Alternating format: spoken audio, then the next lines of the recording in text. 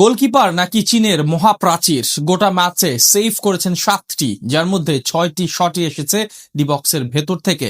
বয়স 40 পেরলেও একা হাতেই রুখে দিয়েছে ইউরো চ্যাম্পিয়নদের। অথচ তিনি কোনো বড় ক্লাবের খেলোয়াড় নন, এমনকি সেকেন্ড ডিভিশনে থাকা নিজ দলের মূল একাদশেও জায়গা পান না নিয়মিত। তবে ছোট্ট এক দ্বীপ দেশ থেকে উঠে এসে আজ তিনি বিশ্বমঞ্চে আলো ছড়িয়েছেন। তবে কে এই গোলরক্ষক, কি তার পরিচয়, কিভাবেই বা এলেন বিশ্বকাপের মাটিতে, সেটার বিস্তারিত প্রতিবেদনে।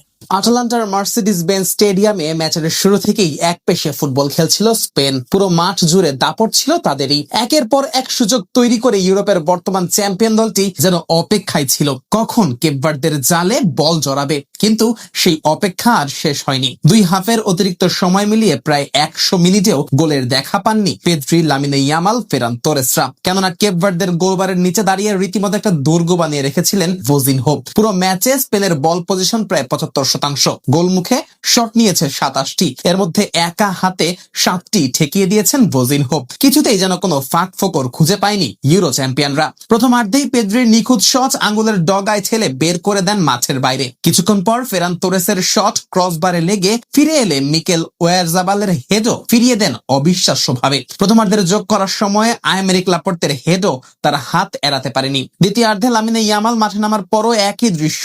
স্পেন আক্রমণ করেছে আর ভোজিনহো একের পর এক আক্রমণ নষ্ট করেছেন। শেষ বাঁশি বাঁচতেই সতীর্থরা তাকে ঘিরে ধরেন। ভোজিনহোর চোখে তখন জল, আর এই জলটা শুধু স্পেনকে রুখে দেওয়ার জল ছিল না, এটা ছিল 40 পেরোনো এক পাগলাতে গোলকিপারের স্বপ্ন পূরণের আবেগ। ভোজিনহোর আসল নাম জোসিমার জোসে এভোরো দিয়াস। জন্ম কেপ ভার্দের মিন্দেলো শহরে। আটলান্টিক মহাসাগরের ছোট্ট দ্বীপরাষ্ট্র কেপ ভার্দের জনসংখ্যা মাত্র 6 লাখের কাছাকাছি। বিশ্ব ফুটবলের মানচিত্রে খুব একটা আনাগোনাও নেই। সেখান থেকেই উঠে এসেছেন ভোজিনহো। ফুটবলের হাতে খড়ি নিজ শহরের ক্লাব বাতুকে এফসিতে, পরে খেলেছেন সিএস মিন্দালেন্সে। ইউরোপের বড় কোনো ক্লাবের নজরে তিনি কখনোই আসেননি, তবু থেমে থাকেননি। নিজের সামর্থ্যের জায়গা খুঁজে নিয়ে পাড়ি জমিয়েছেন এক দেশ থেকে আরেক দেশে। আর এখন তিনি খেলেন পর্তুগালের দ্বিতীয় বিভাগের ক্লাব সাভেসে।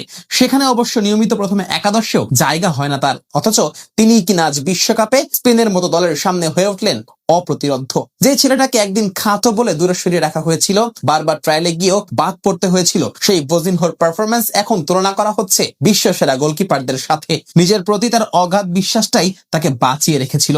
2012 সালে কেপ ভার্দের জার্সিতে অভিষেক। এরপর এক যুগেরও বেশি সময় ধরে দেশের গোলবার সামলেছেন। খেলেছেন 4টি আফ্রিকা কাপ অফ নেশনস, 80টির বেশি আন্তর্জাতিক ম্যাচে প্রতিনিধিত্ব করেছেন দেশকে। তবে বিশ্বকাপ খেলার আক্ষেপটা সব সময় ছিল, সেটিও পূরণ হলো 40 বছর বয়সে। আর বিশ্বকাপের অভিষেক ম্যাচটা রাঙিয়ে রাখলেন এই তারকা। বনে গেলেন ছোট্ট এই দ্বীপরাষ্ট্রের একচ্ছত্র নায়ক। একা হাতেই রুখে দিলেন স্পেনকে। তাই তো কেপ ভার্দের ইতিহাসে সবচেয়ে স্মরণীয় মুহূর্তের কথা যখন বলা হবে, তখন সবার আগেই আনতে হবে ভোজিনহোর নাম।